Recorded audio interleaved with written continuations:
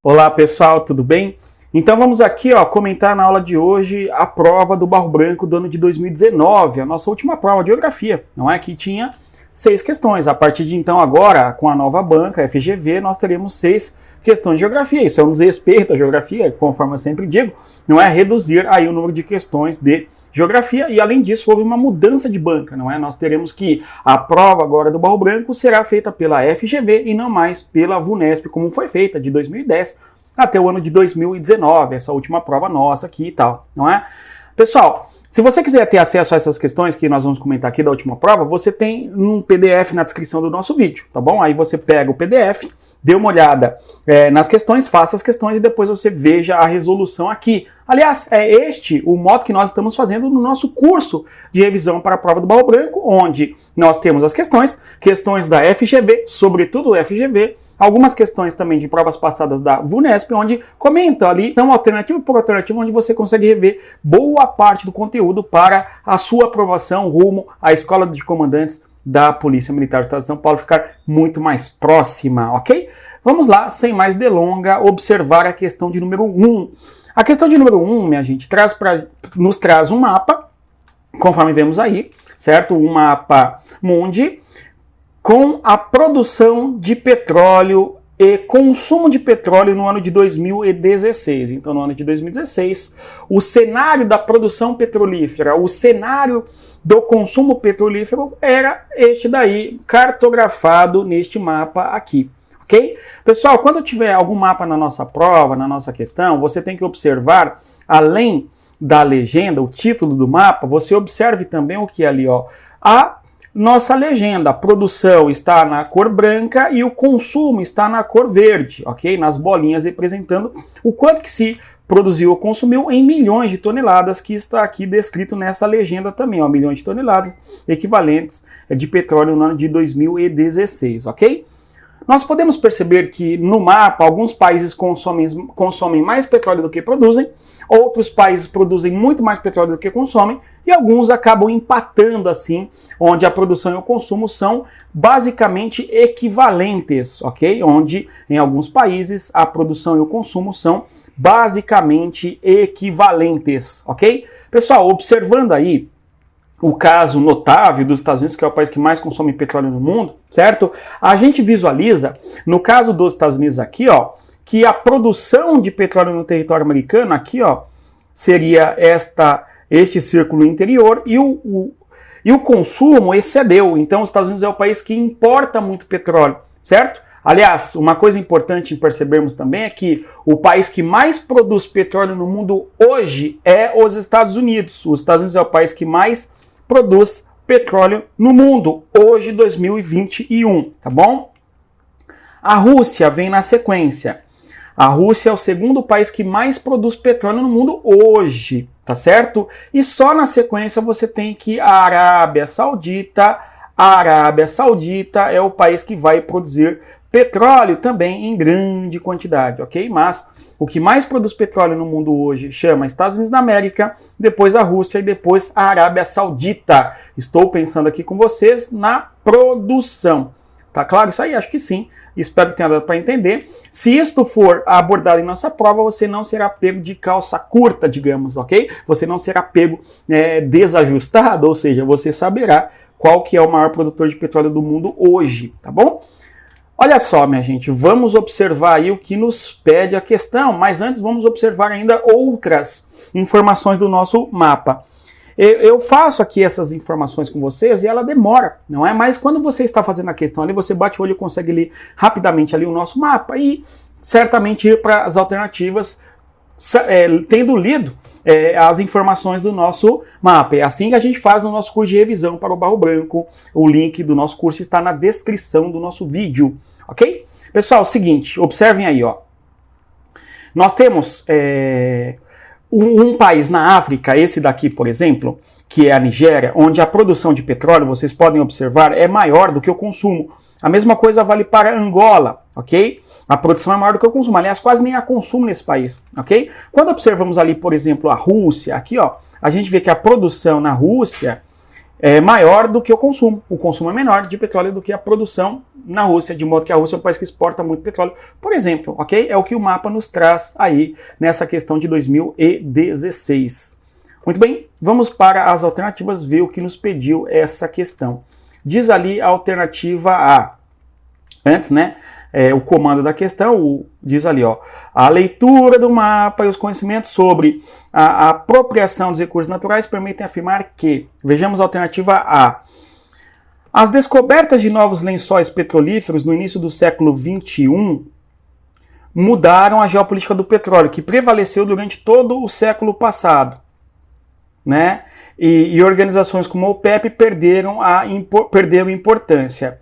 Pessoal, a OPEP é uma organização chamada de Organização dos Países Exportadores de Petróleo. Foi fundada na década de 60.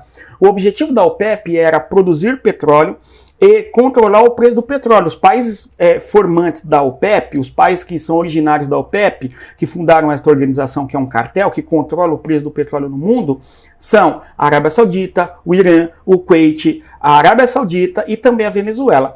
Ao longo do tempo histórico, outros países aderiram à OPEP. Países que têm grande quantidade de petróleo também passaram a pertencer à OPEP. Podemos pegar o exemplo do Equador, o país aqui na América do Sul. O Equador é um país que também pertence à OPEP. A Nigéria é outro país que pertence à OPEP, certo? A Líbia é outro país que pertence à OPEP, por exemplo. Ou seja, outros países no longo do tempo histórico aderiram à organização para controlar o preço do petróleo no mundo, ok? Bem, e no caso ele fala que a OPEP perdeu importância no início do século XXI, isso é falso, porque em conjunto os países da OPEP aqui, ó, no Oriente Médio, eu estou circulando aqui, ó, esta região do chamado Oriente Médio, onde você tem a Arábia Saudita, Irã, Kuwait, Iraque, tal, são países que produzem grande quantidade de petróleo e de certa maneira produzem em torno de 2/3 de toda a produção de petróleo do mundo, certo? É claro, a produção de petróleo norte-americana é a maior isolada, só os Estados Unidos, não é? Agora, quando se considera o conjunto dos países do Golfo Pérsico, do chamado Oriente Médio, estes países num total, num conjunto, produzem mais petróleo do que os Estados Unidos, evidentemente, ok? Então a OPEP não perdeu importância, não, na questão da geopolítica do petróleo internacional, ok? Essa alternativa é falsa, ok? Indo para a alternativa B, né, vamos ver aí o que nos fala a alternativa B. A alternativa B diz aí o seguinte, ó, o desequilíbrio entre a produção e o consumo torna o petróleo uma mercadoria regulada pelas leis da oferta e da procura, ok? Negociado em um mercado global com o preço fixado pelos mercados financeiros, verdadeiro. Então, a alternativa B, verdadeiro. O petróleo é escasso, é um produto importante, mas escasso, e o seu preço é decidido no mercado internacional. Ok? A alternativa B é correta. A gente lê a alternativa B ou a A e parece correta, a gente deixa de ler as demais? Não. Leamos a C. Os grandes importadores de petróleo são duplamente protegidos das crises de abastecimento, seja por manter o controle sobre a produção, seja porque formaram uma associação de comércio sob o controle da ONU. Pessoal, não há um controle da ONU diante dos países que produzem petróleo, ok? Certo? Então, falsa a assertiva C. Ele fala que criaram uma associação de comércio sob o controle da ONU. Os países produtores de petróleo, mentira. Os países produtores de petróleo têm a OPEP, uma das organizações, né, a mais importante, que é independente da ONU, e eles agem conforme o interesse de cada país ali da OPEP e o conjunto de países que pertencem a essa organização, ok? Falsa C. D. A busca incessante pelas novas fontes de energia, né, renováveis, tem produzido grandes transformações no fluxo comercial de petróleo. E transnacionais produtoras têm sofrido fortes crises econômicas e financeiras. Pessoal, cá entre nós, né, gente, o petróleo ainda corresponde a pelo menos 30% da produção energética mundial, certo? De 30% para cima, né, beirando a 40% em alguns anos. Então o petróleo, por mais que haja todo esse lenga-lenga ambiental de energia solar, eólica e tal, as provas adoram, né, cobrar que deve-se pensar que nós temos que substituir o petróleo por novas fontes. O fato é, o petróleo corresponde a pelo menos 30% da geração de energia no mundo, seguido do carvão, não é? Mais ou menos 30% também seguido do gás, 20%. Então, pelo menos 80% aí, 70% chutando por baixo, assim, da geração de energia são as fontes chamadas não renováveis, é o caso do petróleo, do carvão e do gás, ok? Então, a produção de energia eólica, solar e tal, não tem condições hoje de substituírem aí a produção de petróleo, ok? Em termos de energia, certo? Então, falsa alternativa de diamante, perfeito?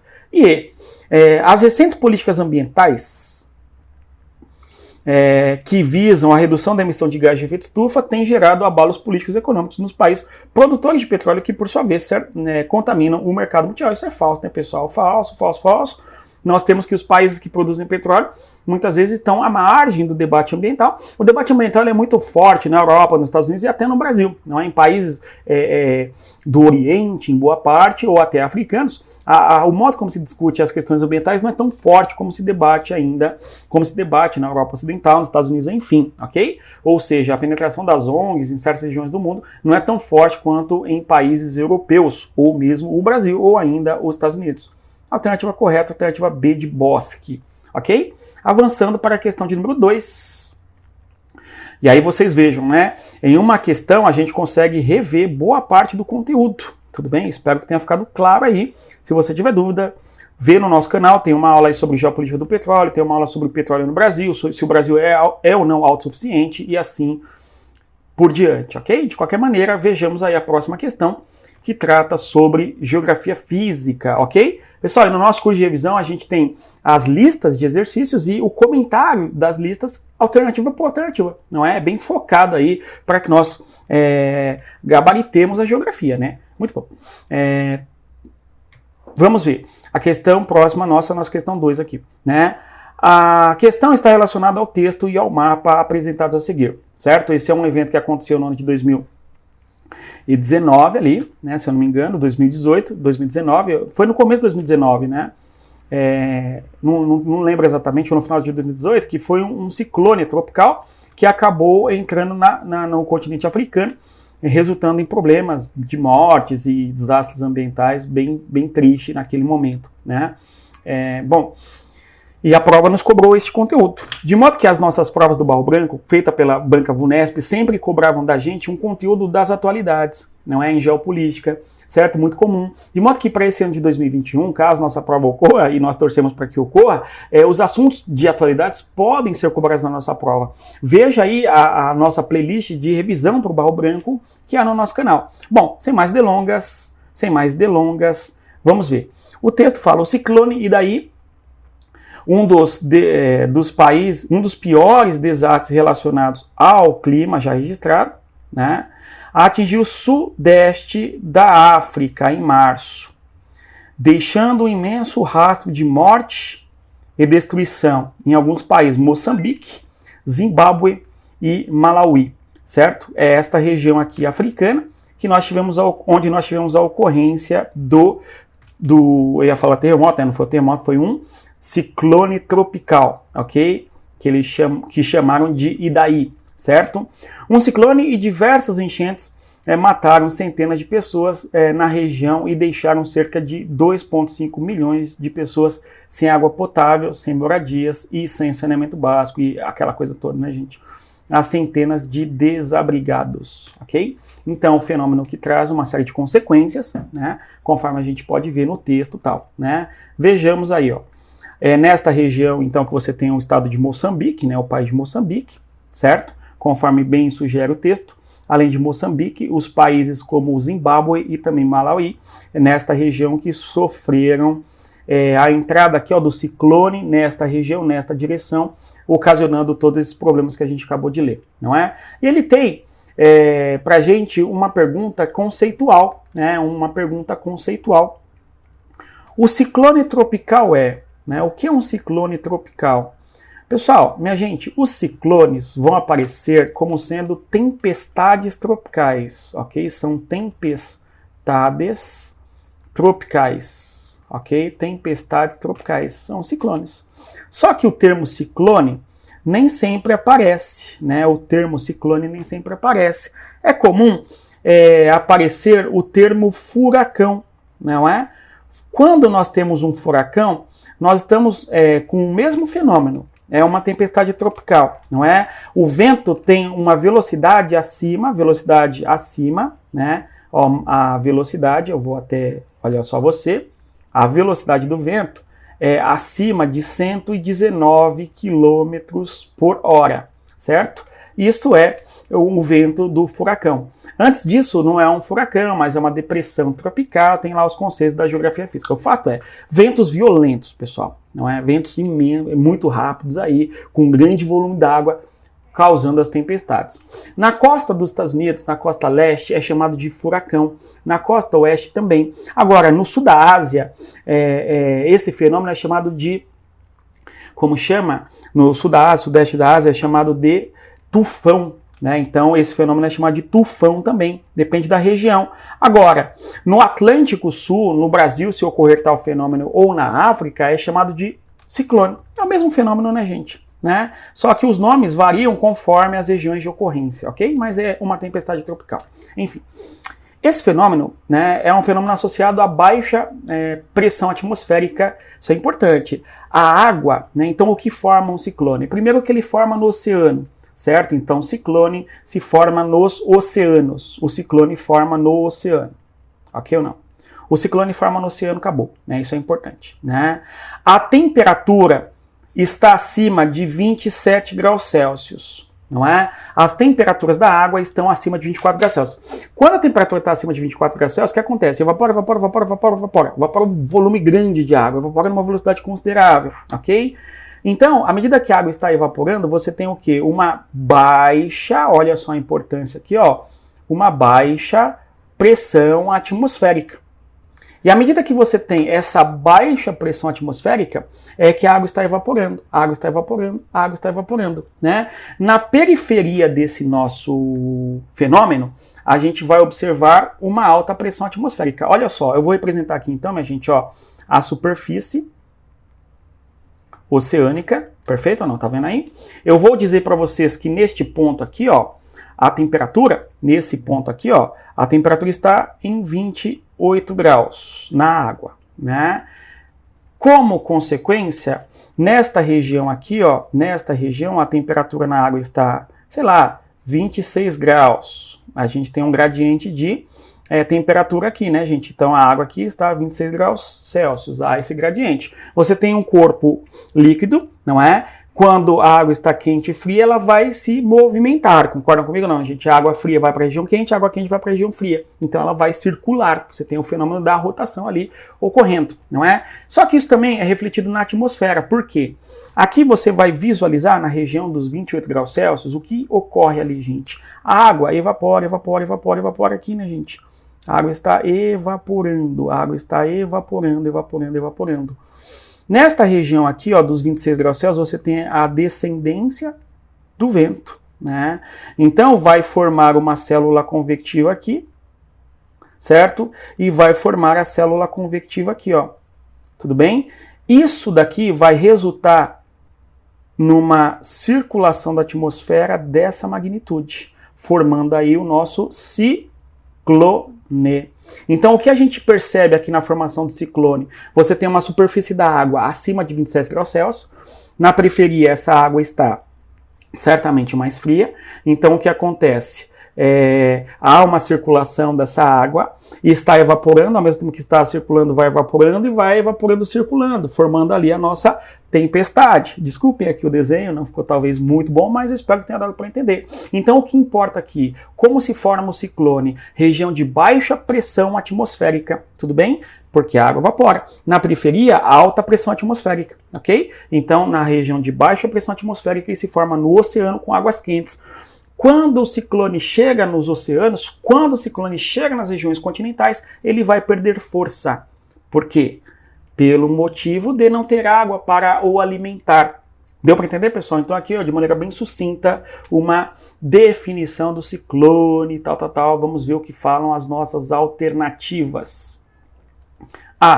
Diz ali, ó, alternativa, ó, um fenômeno meteorológico, né, formado em áreas continentais. Aqui a gente já elimina essa questão. Olha que fácil, né, gente? É falso, porque o ciclone ocorre em áreas continentais. certo? E ele fala extratropicais, né, gente? No caso aqui, o ciclone tropical é na área tropical do globo. Falso, falso, falso.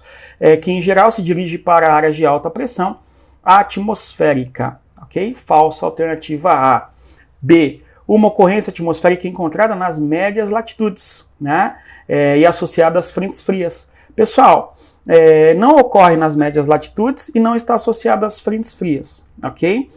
O anticiclone, sim. No caso aqui estamos falando do ciclone tropical, tá certo? Que seria outra aula aí e tal, né? Então, falsa alternativa B. Uma ocorrência das médias latitudes. Pessoal, as médias latitudes é a zona temperada, né, gente? Certo? Tudo bom? Não é a zona tropical, então falsa alternativa B também. É tropical, não temperada, zona temperada e nem polar no caso do ciclone tropical, ok? Seu poder destrutivo é grande, e é verdade, o poder destrutivo, mas a B é falsa, né, gente? C. Um sistema de baixa pressão que tem origem na superfície oceânica, né, superfícies oceânicas, e se desloca com grande velocidade, olha só a velocidade da água que eu falei, né, gente? Acima de 119 graus, graus não, né? Eita, a água acima de 119 graus, ela está evaporada, né, pessoal? Acima dos 119 graus. Desculpa, gente, acima dos, inferno, 119 km por hora, ok, a velocidade. Acompanhar ventos e chuvas abundantes, ocasionando a tempestade. A alternativa correta aqui, C de casa, tá certo? C de casa é a alternativa correta da questão, pelo menos é o que parece, vamos ver aí, a D e a E, né, gente? É um fenômeno meteorológico fortemente associado ao El Niño, né? As consequências de sua passagem são mais visíveis na faixa litorânea extratropical do globo. É tropical o fenômeno, né, gente? Não é extratropical. E outra coisa, o El Niño é o fenômeno do aquecimento da água do Pacífico, ok? Então, esse fenômeno ele pode ser acentuado quando você tem as águas mais aquecidas no Oceano Pacífico, beleza? Que é uma anomalia, perfeito? Porém, não está nas faixas extratropicais, conforme fala aí a alternativa D, ok? Falsa, falsa, falsa, a alternativa D de diamante. E. Um sistema de alta pressão comum no hemisfério sul, que tem origem em superfícies insulares. Insular é ilha, né, gente? Então, falso, é origem oceânica. Falsa alternativa I, né, pessoal? E tendem a se deslocar para o oceano, provocando fortes ressacas. Falso. Deslocar-se para o oceano, né? Sai do oceano para o continente. É o contrário aí, conforme fala essa questão. Alternativa C de casa, né? Bem, aí nós temos uma outra questão. Essa questão, quando ocorreu, me causou estranheza, o gabarito, né? Depois eu entendi, certo? De qualquer maneira, vejamos aí o que temos nessa próxima questão, que fala sobre o trabalho infantil, né? Pessoal, é o seguinte, ó. Estudo da Organização Internacional do Trabalho, o tal do OIT, Organização Internacional do Trabalho, lançado no final de 2017, na Assembleia das Nações Unidas, estima que 152 milhões de crianças foram submetidas a trabalho infantil no ano de 2016, né? Aí a gente vê, 152 milhões de crianças, 52 milhões de crianças, tal, submetidas a trabalho infantil, infelizmente. Aí você vê o número e pensa, o mundo tem 7 bilhões de pessoas, papapá, não é? Chegando já a 8 quase. Aí você pensa, é pouco, gente, pensa aí. 152 milhões de pessoas, se fosse um país, seria o 9º, 10º país mais populoso do mundo, certo? É muita gente. Existe aí 193 países, pensa bem, é muita gente. Bem, de qualquer maneira, vejamos. Sendo 64 milhões do gênero feminino, certo? E 88 milhões do gênero masculino. Isso representa uma em cada 10 crianças de 5 a 17 anos foi explorada dessa forma em todo o mundo, não é? As regiões onde o trabalho infantil são mais fortes, mais notáveis, são regiões camponesas, certo? São regiões onde a industrialização e a urbanização não ocorreram de maneira profunda, ok? São regiões mais pobres, evidentemente, ocorre-se na África, na Ásia e também em partes da América Latina, ok? Sobretudo, claro, em outros lugares também ocorre esse tipo de fenômeno tal. Na Europa, mesmo nos Estados Unidos, em menor quantidade, mas também ocorre, ok? Bom, o trabalho infantil, vejamos o que ele nos pede. Alternativa A, demonstra que inúmeros países do mundo ainda permanecem na fase inicial da transição demográfica, com o predomínio de crianças e jovens, né? predomínio de crianças e jovens. É uma assertiva que nos faz refletir, né? O trabalho infantil demonstra que inúmeros países do mundo ainda permanecem na fase inicial? De certa maneira, sim, né? Predominam criança e jovem. A gente vai voltar nessa assertiva aqui, tá, gente? Né? Vamos entender o que ele quer na questão. A gente lê a alternativa A, parece que a correta a gente assinala? Não, a gente lê as demais e vai vendo qual seria a mais correta, ok? Revela o aumento da internacionalização da economia mundial e a expansão das atividades de corporações transnacionais em países pobres.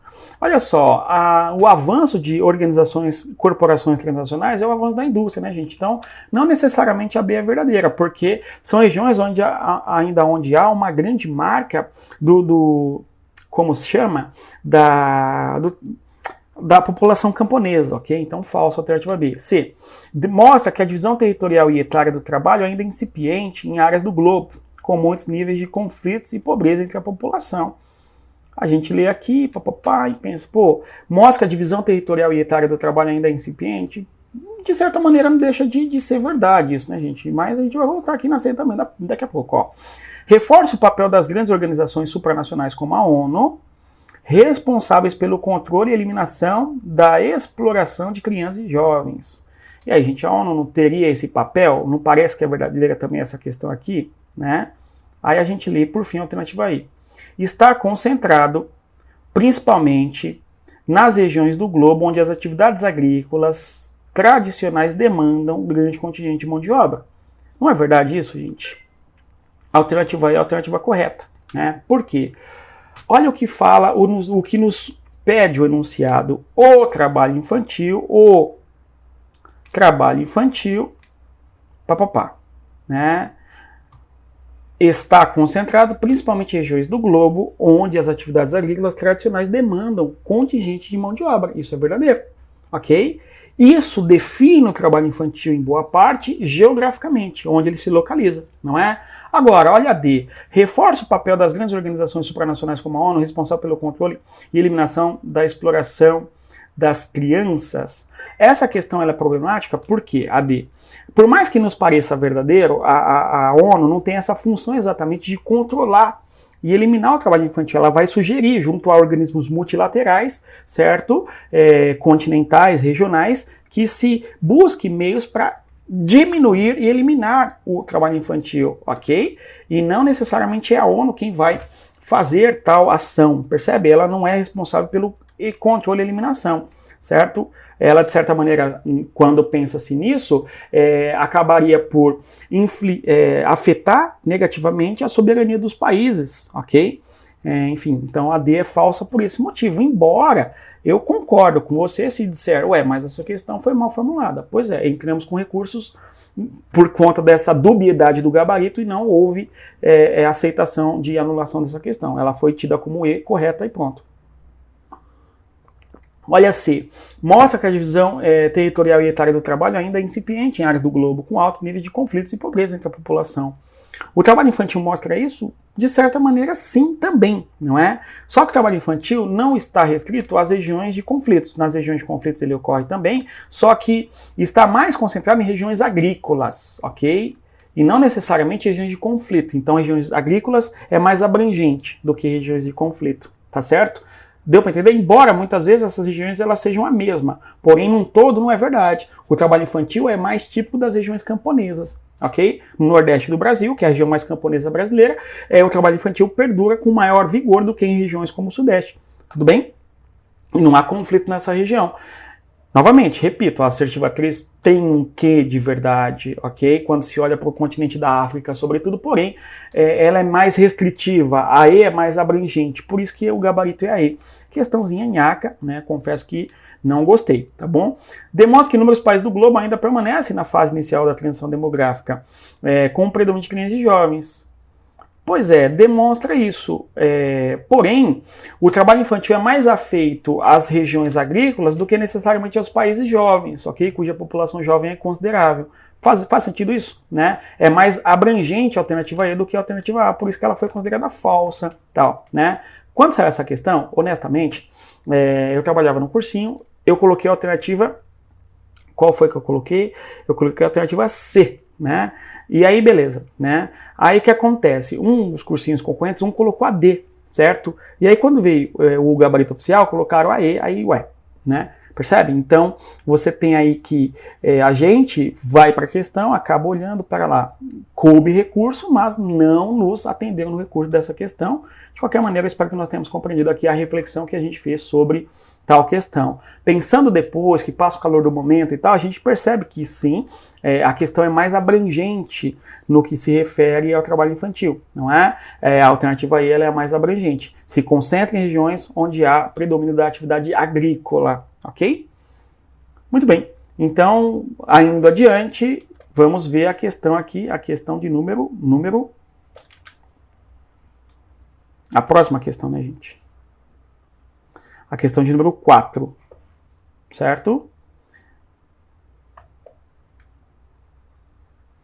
A questão de número 4 traz pra gente um gráfico, vejamos aí, diz aí o seguinte, olha aí a notícia, a temperatura entre as duas maiores economias do mundo, subiu nos últimos dias aí, em abril, né, colocando a China e os Estados Unidos prestes a iniciar uma guerra comercial. Legal. Que tem potencial de abalar a atividade econômica global. É verdade, né, gente? As duas maiores economias do globo em conflito, isso afeta diretamente a economia do mundo como um todo, ok? Vamos observar aqui o que leva à chamada guerra comercial dos Estados Unidos e a China. Você tem que os Estados Unidos é um país que tem relação comercial com a China, conforme nós bem sabemos. O que acontece? Os Estados Unidos é um país que exportam para a China. Os Estados Unidos exporta para a China um volume considerável de mercadorias, não é? Bastante significativo. E, por sua vez, os Estados Unidos também consomem, não é? Importam produtos oriundos da China.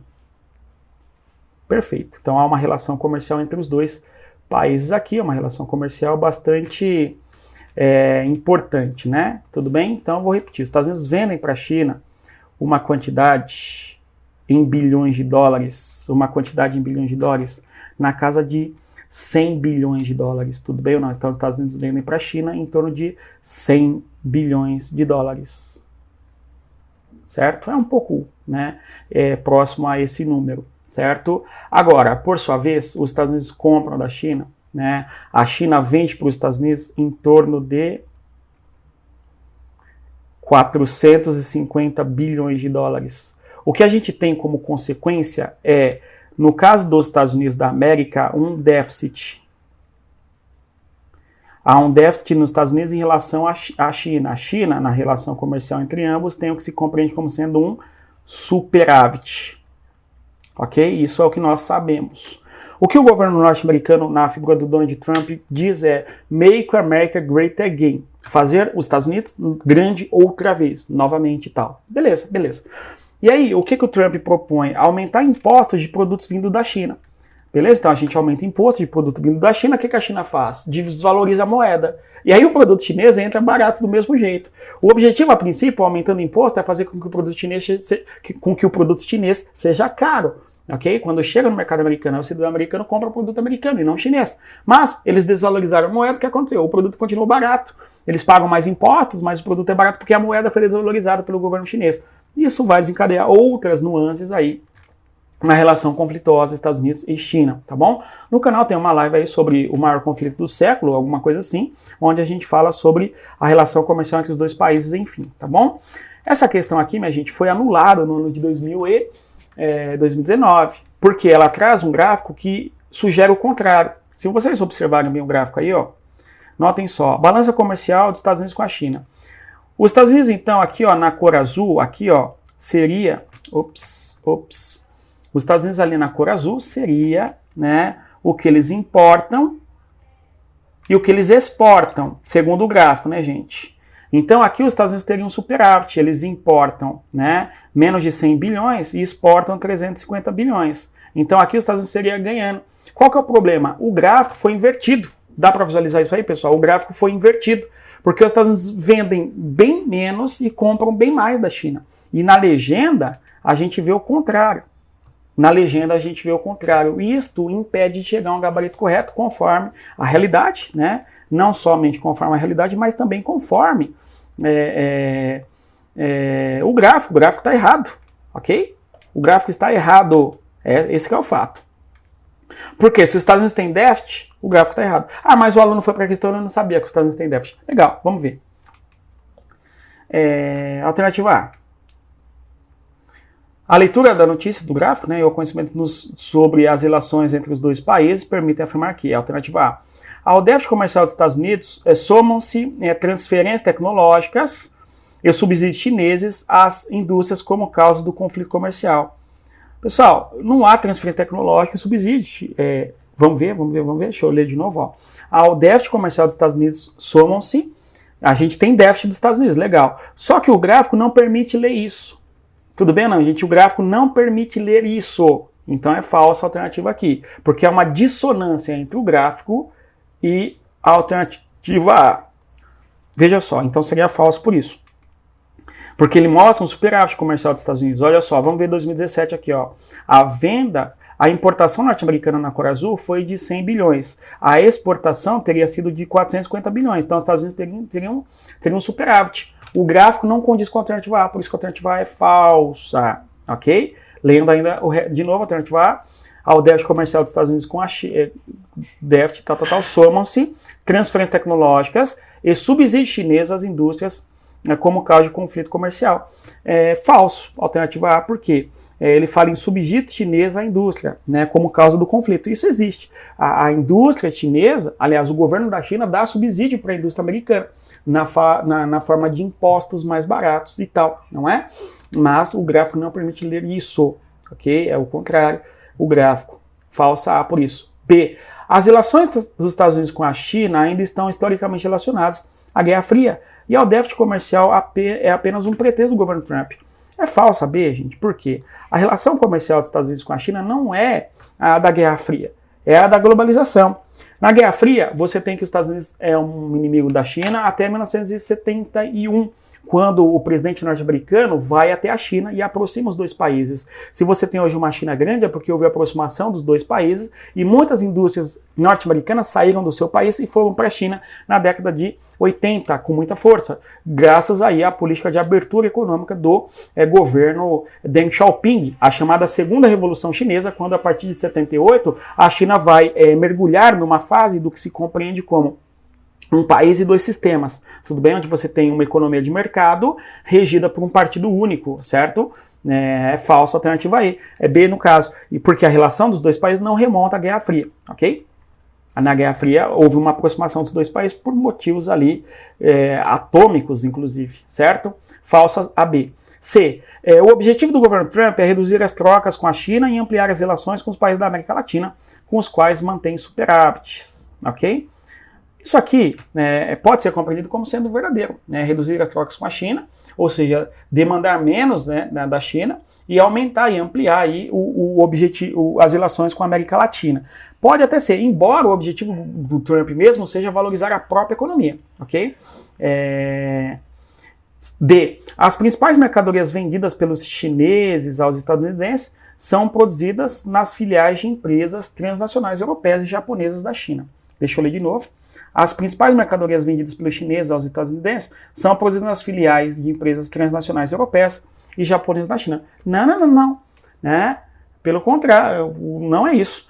Os principais produtos e mercadorias da China são de indústrias americanas que se instalaram na China. Hoje, a China tem desenvolvido tecnologia para ela ser uma potência tecnológica, para bater de frente com os Estados Unidos, ok? Não são empresas japonesas que atuam na China, ok? São empresas, em boa parte, norte-americanas, certo? Tudo bem? Bom, dito isso, vejamos a alternativa aí. As acusações de quebra de patentes e espionagem industrial atingem ambos os lados e dificultam o restabelecimento das trocas comerciais entre os dois. Ele fala que dificultam o restabelecimento das trocas comerciais, como que se não houvesse trocas comerciais, né, gente? Se olhar ali o gráfico de 2017, apesar de ter inversão, você tem que a troca comercial entre os Estados Unidos e a China é de pelo menos $500 milhão por ano, certo? Pelo menos R$500 bilhão, é muito dinheiro de transação comercial entre ambos, ok? Então aí é falso, porque ele fala dificulta o restabelecimento das trocas comerciais, e isso não foi quebrado. Essa questão não tem como assinalar uma correta e ela foi anulada aí, ok? Espero que tenha dado para entender. Questão anulada, a nossa questão número 4. A questão número 5, vejamos. Questão do mapa do Brasil. As questões sempre trazem o mapa do Brasil, sempre trazem a questão ecológica, ambiental, certo? Vejamos o que nos diz essa questão de número 5, certo? Nós temos aí um mapa, áreas prioritárias para a conservação, né?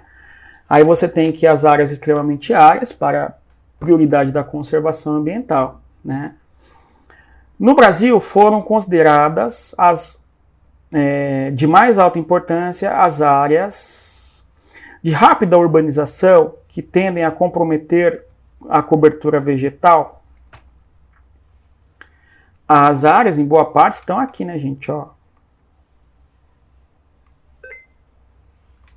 Nessa região do norte, as maiores áreas para preservação, que são áreas que não houve uma rápida urbanização, né, gente? Ok? Deu para entender? Sujeitas aos intensos processos de erosão devido ao uso inadequado do solo.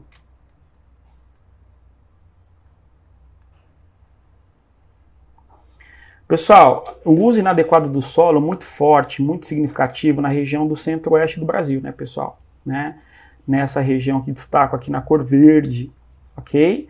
E esta região não foi tida como prioritária para a conservação ambiental, ok? No mapa, não, pelo menos não aparece assim, certo? Com maior biodiversidade, independentemente do bioma onde se localiza. Olha só você, gente. Com maior biodiversidade, independente, né? Do bioma onde se localizam. As grandes biodiversidades você tem ali na Amazônia, sem dúvida, isso está bem claro. E além disso, eu vou só destacar aqui, ó, o Rio São Francisco. Né? Olha aqui o Rio São Francisco, ó. Não dá para ver bem, né? Então eu vou destacar na cor preta mesmo e pronto. Né? Não, vou destacar na cor azul, fazendo dessa maneira aqui, ó. Veja o Rio São Francisco aqui, ó. Deu para visualizar? Espero que sim, né?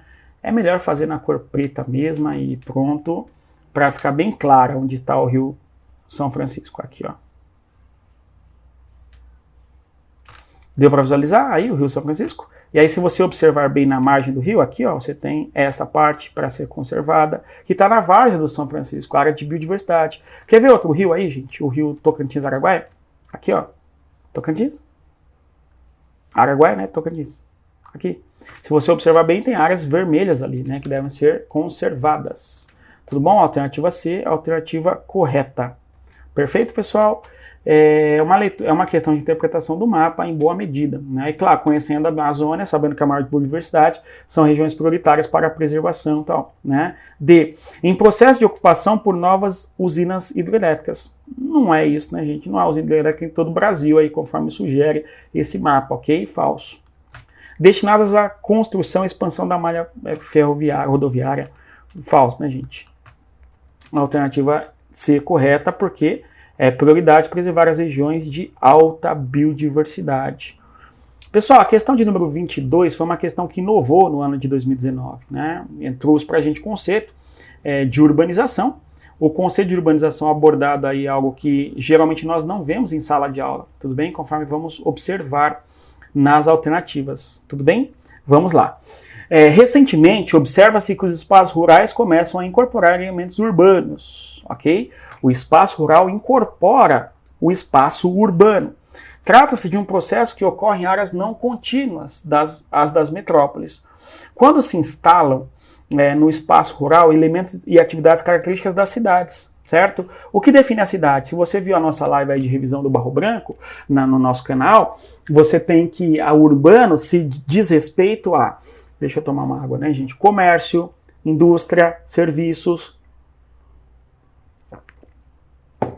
Então as áreas rurais incorporam características do mundo urbano, que é a expansão do comércio, dos serviços, ok? Nas zonas rurais, sendo exemplos os condomínios fechados, os loteamentos e casas populares e o desenvolvimento de atividades não agrícolas.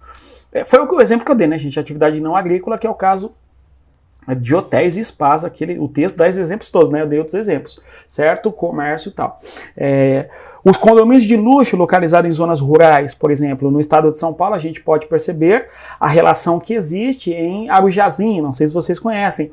Você tem uma zona periférica do espaço urbano, que até pouco tempo, há poucas 2 décadas atrás, era uma região de produção agrícola, certo? E hoje você tem a chegada de condomínio de alto padrão, de luxo, na região do Arujazinho.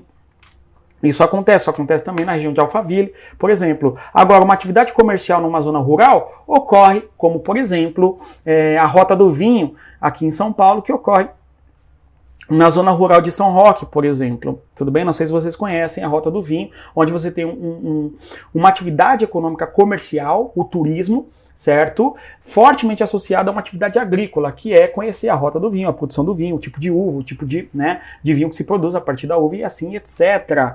Perfeito, pessoal? Muito bom. Bom, dito isso, o texto refere-se à macrometropolização, à conurbação, a periferização, a periurbanização e a especulação urbana. E aí, gente? Essa questão teria que ser feita por eliminação, gente. Por quê? A conurbação é o fenômeno de formação da metrópole, né, gente? Conurbação é o fenômeno de formação da metrópole. Quando 2 ou mais cidades se encontram, viram uma coisa só. Tá bom? A periferização é quando você tem a expansão da cidade para as regiões onde não há infraestrutura, onde não há saneamento básico, esgoto, tal. Você vai criando periferias para as regiões, né, mais distantes do espaço urbano central, digamos. Não é isso, pessoal? Né? Então, não é isso que o texto está falando.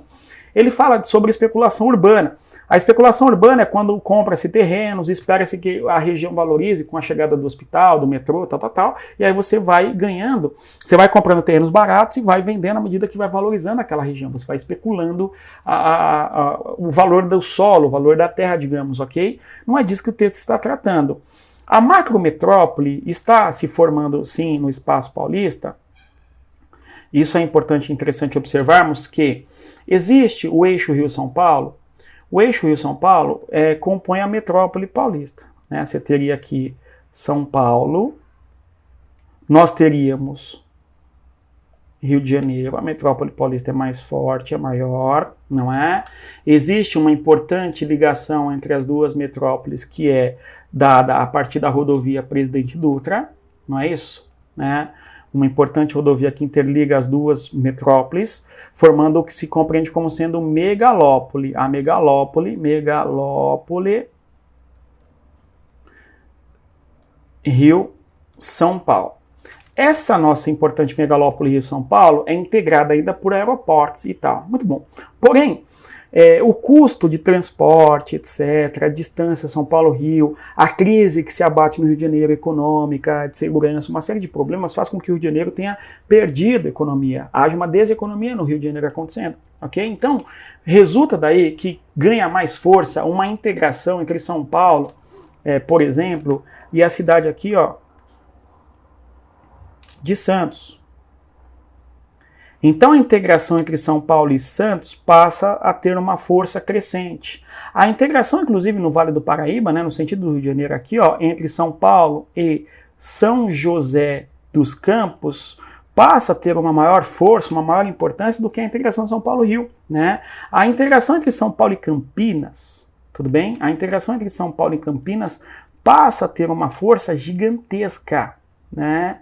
Crescente. Então a relação São Paulo e Campinas acentua-se. E, por fim, aqui nesse sentido você tem Sorocaba. A relação entre São Paulo e Sorocaba ganha uma força gigantesca. Este espaço urbano aqui passa a ser compreendido como espaço da macrometrópole paulista.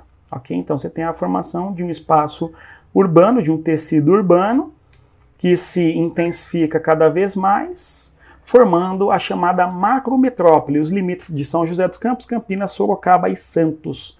Espero que tenha dado para entender aí a ideia da macrometrópole. O texto está por algum diabos falando disso? Não. O texto está falando do quê, pessoal? Da periurbanização.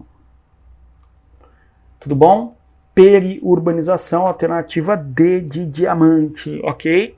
Certo? Você tem um conceito de periurbanização, é quando justamente o aspecto da periferia, do mundo urbano, desculpem, penetra dentro do espaço camponês. É um conceito aí que muitas vezes nós não vemos nas aulas de geografia, porque pouco se aborda esse conteúdo, ou sequer se aborda, né? Honestamente, vamos ser francos aqui, e a gente faria essa questão mais por eliminação do que por conhecimento do termo periurbanização. Beleza, pessoal? Então, indo para a questão de número 7, avançando na nossa questão, né? Nas nossas questões aqui, espero que vocês tenham compreendido a nossa resolução, né? Temos aí o nosso curso de revisão para o Barro Branco, que vai te ensinar geografia só corrigindo questões objetivas aí, ok? Muito bom. O nosso curso é nessa pegada, né, gente? Cada questão, o quanto você aprendeu aí, de verdade, né? Muito conteúdo, né, gente? Fala aí. Imagina a gente corrigindo 10 listas, cada uma com 20 questões. Bem, adiante. O objetivo aqui do nosso curso, né, aproveitando para falar, é o seguinte. Você pega a baixa lista, né, evidentemente, faz as questões, tudo bom? É um curso de revisão, claro. E nisso você faz as questões, VA, VB, VC, VC, né, VD, VY, etc. Vê lá as questões. E aí, depois você vê a resolução.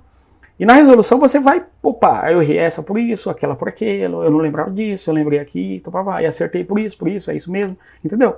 Bom, sem mais delongas, vamos aqui à questão número 7. Leia o texto que descreve a organização de parte do espaço brasileiro, né, na década de 70 e 80. No imaginário coletivo de investimentos em empresários do Centro-Sul, vislumbra-se a perspectiva de novos investimentos e a expansão de suas atividades. No horizonte camponês, as vítimas da seca do sertão nordestino e os expropriados pelo então recente processo de mecanização da lavoura do Sul, avistavam um pedaço de terra e o recomeço da vida. O movimento migratório rumo ao Eldorado atinge proporções consideráveis e faz brotar cidades no meio do nada. Há um fluxo migratório em direção às regiões do interior do Brasil, ao Mato Grosso, ao Goiás, ao sul do Amazonas, ao sul do Pará, sobretudo, ok?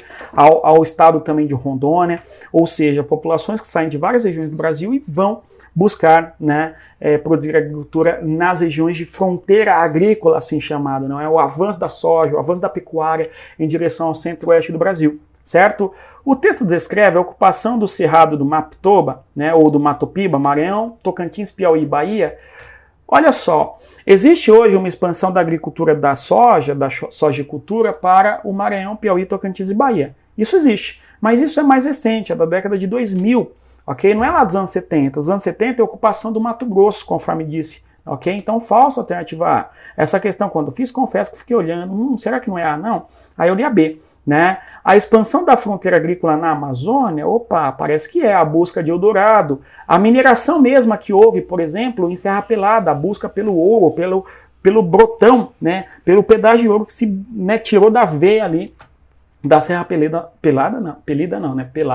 em Carajás. Em Carajás não, né? Próximo a Carajás, 6 km de distância. No sudeste do Pará, ok? Então aí, falsa alternativa B. B não, desculpa. A é falsa, B é verdadeira, certo? A integração do Pantanal às pastagens naturais do Centro-Oeste? Não.